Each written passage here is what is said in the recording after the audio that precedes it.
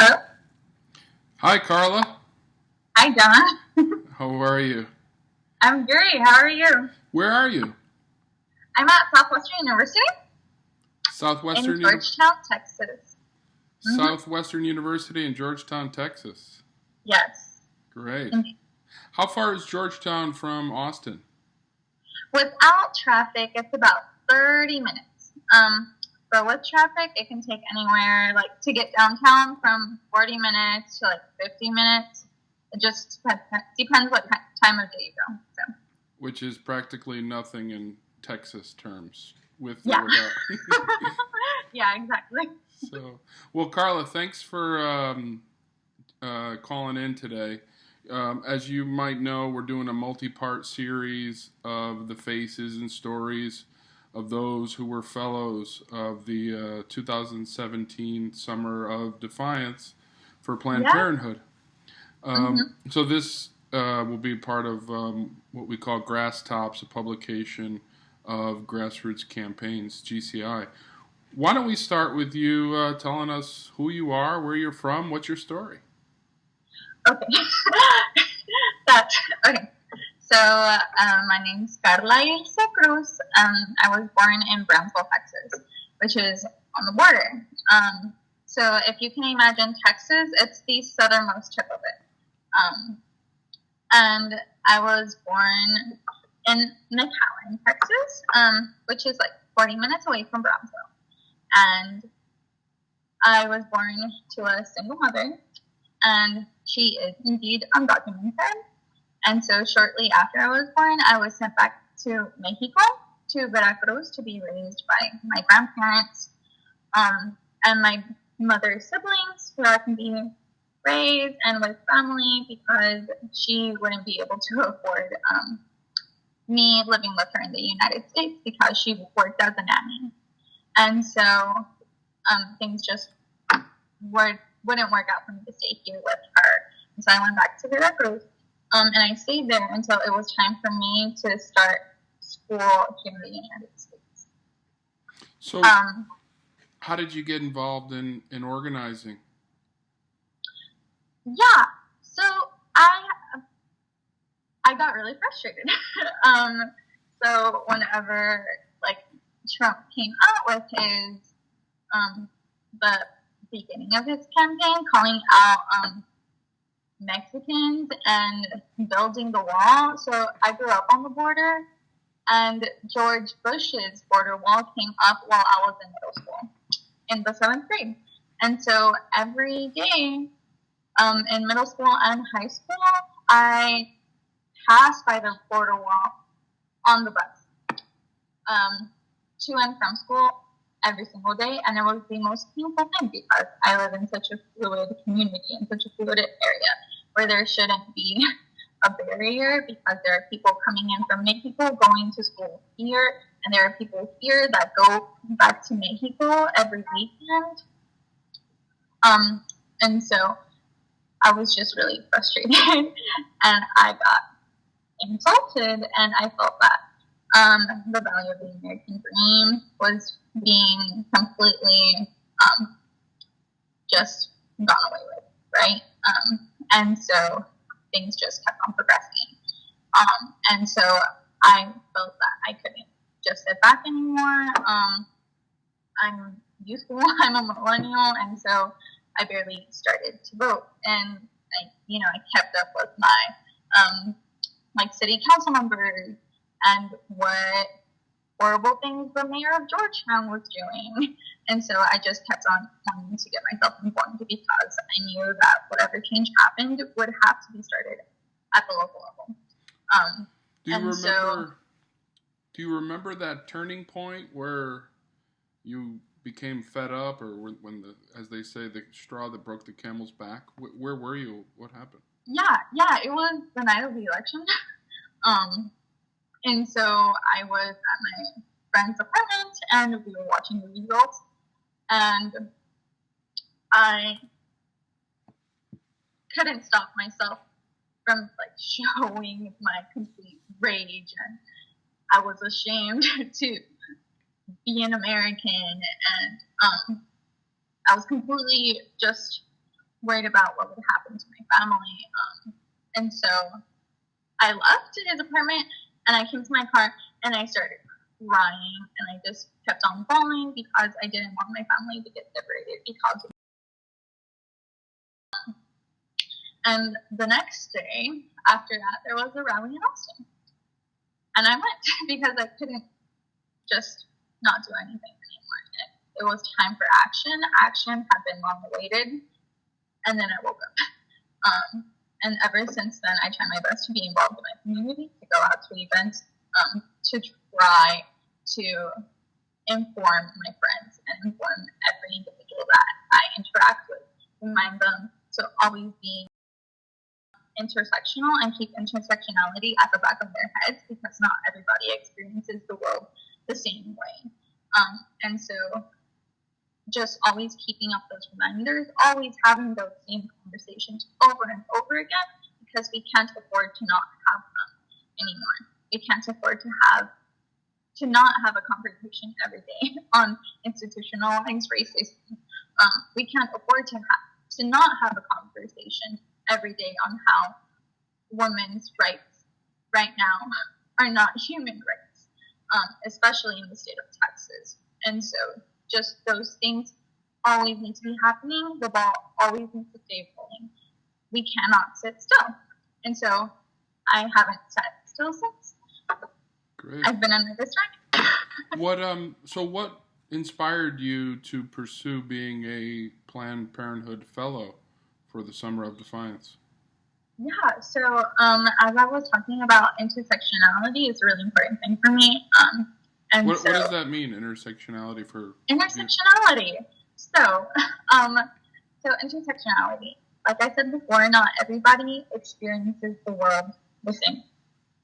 And so intersectionality would be like, what defines me is not just being a woman, it's being a Latina woman, it's being a first-generation immigrant, it's being English not being my first language, it's me being from growing up in the poverty level, it's me growing up not knowing that I would be able to pass a checkpoint.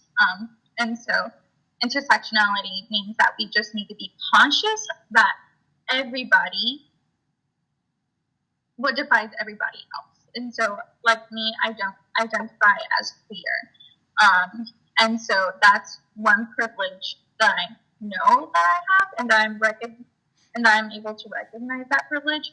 I am also a U.S. citizen, so I'm able to recognize that privilege. But it's important for me to remember that every person that I interact with every day might not have like the same viewpoints of the same exact interaction, right? Because none of us align the same exact way.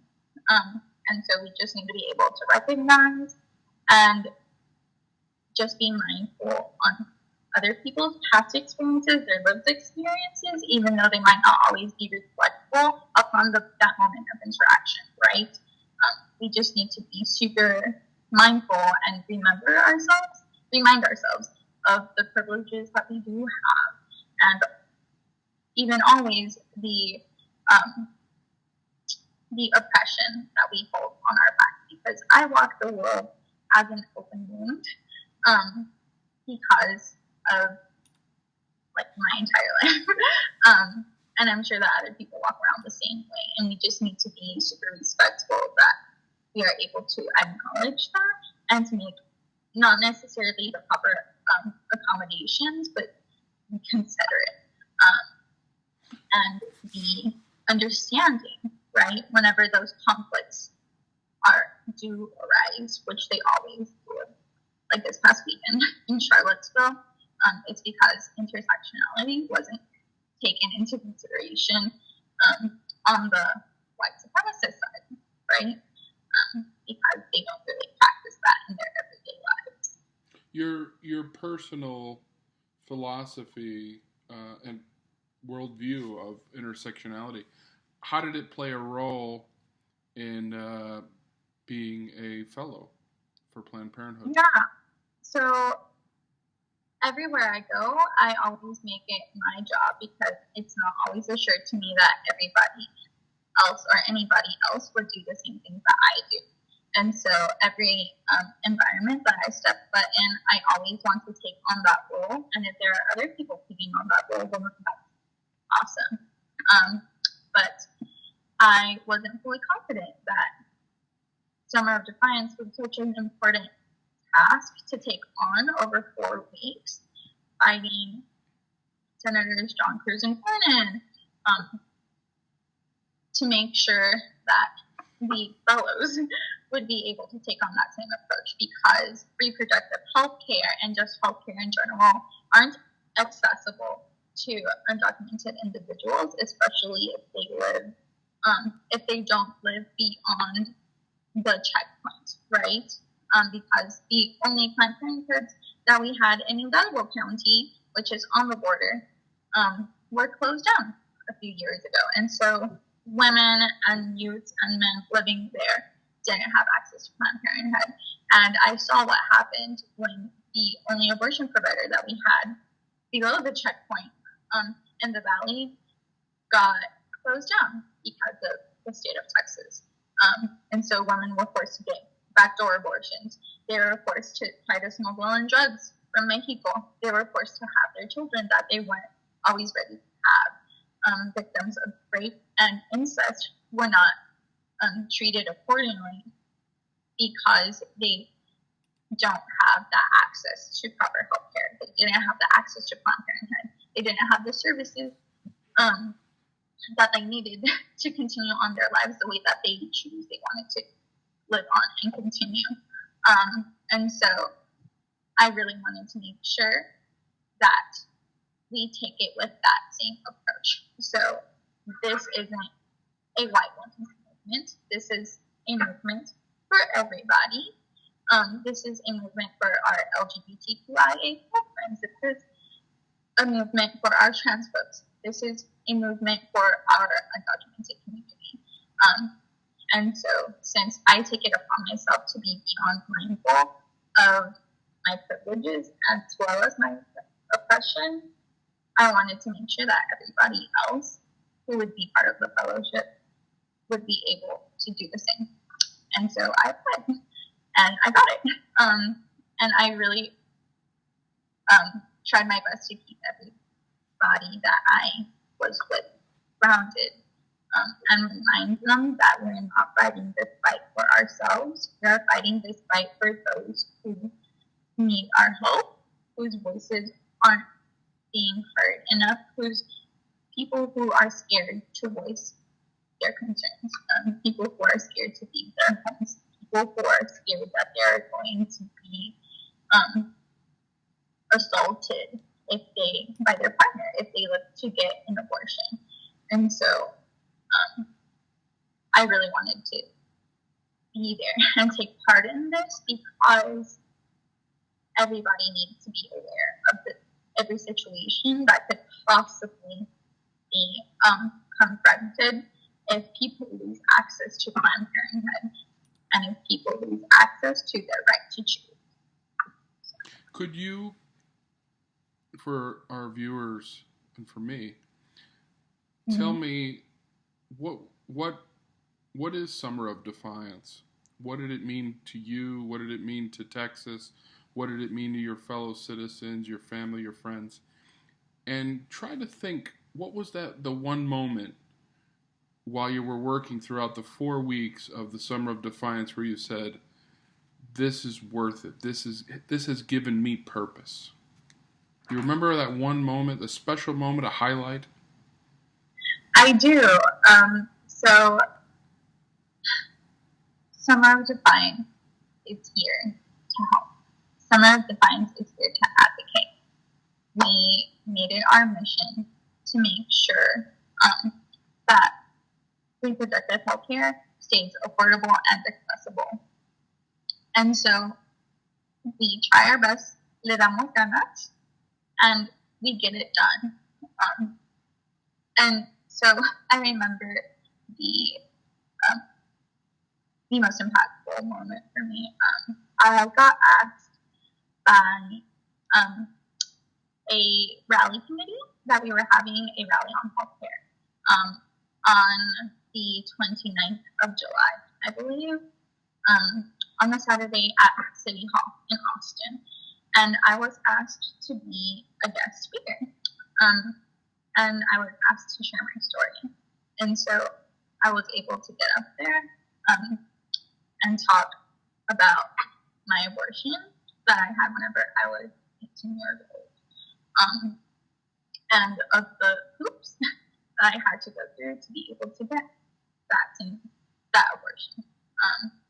And it was my mission to make sure that everybody has the same access that I was able to get. And because the stars lined up perfectly for me to be able to get that procedure done.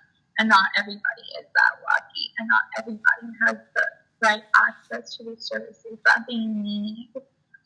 And so I was able to go up there and give my story and partially give it in Spanish as well, making a point on the language barriers that immigrants and English language learners have to go through to be able to live sustainably in this country that disvalues them, so their customs, their cultures.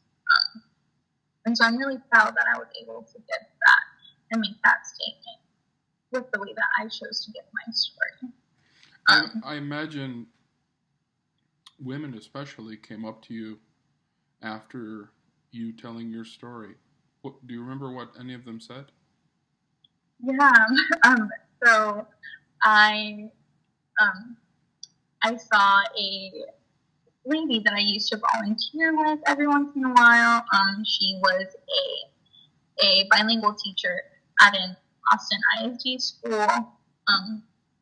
And she had been an activist when she was in college. She had gotten arrested, and so she was always telling me these things, and I really idolized her for a while. And so she came up to me, and she hugged me, and she told me that she was proud of me, and tears just started coming out because she was really happy that I could embrace my roots and that I could embrace the struggles and express the relief and the gratefulness that I had because I was able to get everything in order for me to be able to get an abortion because I was not ready to start a family. And so this woman, Melissa Trevino, she came up to me and she was the first person I hugged, and somebody who had been so influential to the Austin community for so many years and in the education field and out. Well, looked to me as one of her own, welcoming into the family, welcoming me into the struggle that I will live through for the rest of my life, as well as all of us will live through for the rest of our lives. But having that moment with somebody that I looked up to so much for a long time. I imagine that being a fellow for Planned Parenthood, being a local organizer, felt empowering. Oh, completely. Organizing with Planned Parenthood is probably the greatest experience of my life. Because I'm able to fight my good fight. Because I'm able to reach out to my community and make an impact on the ground. Go meeting people, being face to face. Gave me the opportunity to just re-empower myself and to try to re-empower others to make sure that they know that we are in this together la lucha sigue, and there is no way that we can get anything done individually. It has to be a collective. We have to mobilize, we have to organize, we have to take action, we have to vote if we are able to. How do you feel about what was achieved? With our campaign? Yes. Yeah. So we were able to hold a whole bunch of really cool events. In Austin, we got a lot of letters to the editor published.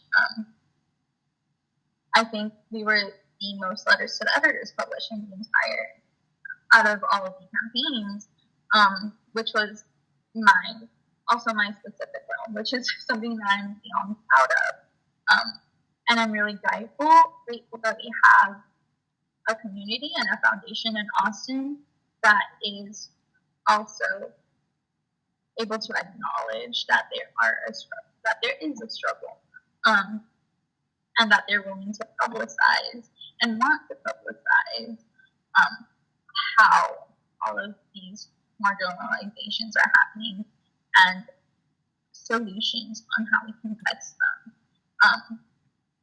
And so that's something that I am really proud of, and I'm really proud of the opportunities that we were able to get through the fellowship, like especially during our town hall, being able to meet and have a panelist, a Texas State representative from local in Austin, an executive director from NARAL pro-choice, somebody from the National Latina Institute of Reproductive Health, and a chair of a department at Dell Medical School.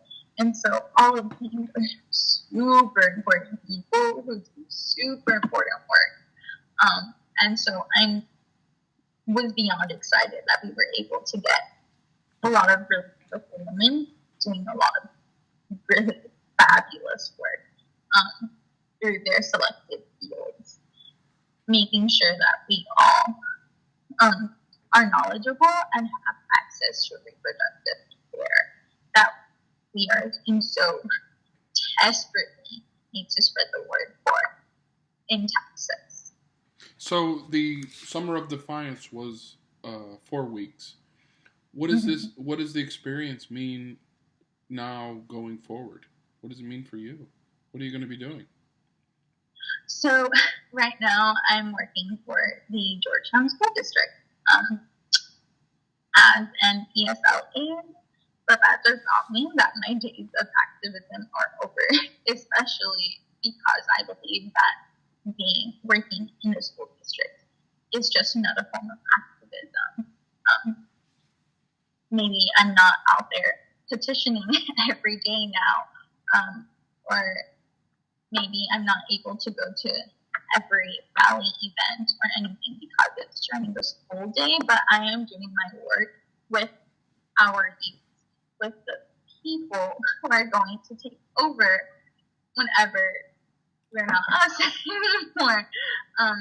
And so just making sure that I can get it embedded into them, that they are welcome in this community, since I work with a lot of students who are immigrants into the United States, or their families are immigrants. I take it upon myself to welcome them to this community, to Georgetown, but not just Georgetown, but to everywhere in the United States, because they should have that right to walk into a space and feel welcomed, and feel like they belong and they are able to do whatever they want to do to benefit society, because they shouldn't face limitations, and making sure that they know that their family and themselves do deserve affordable and accessible health care, because that's what they need to survive, and making sure that someday they're able to take that with them and spread the seed somewhere else, and then they get to spread the seed somewhere else, and then growing this foundation of acceptance and understanding and belonging that we so desperately need, and that should have started to be embedded into our youth a long time ago. But now it's my job to do exactly that, and I couldn't be any more happy about it. If you had a few more weeks to the summer of Defiance, what else would you have done? Is there anything else you... Well, I personally don't like thinking that our work is done, because it's not.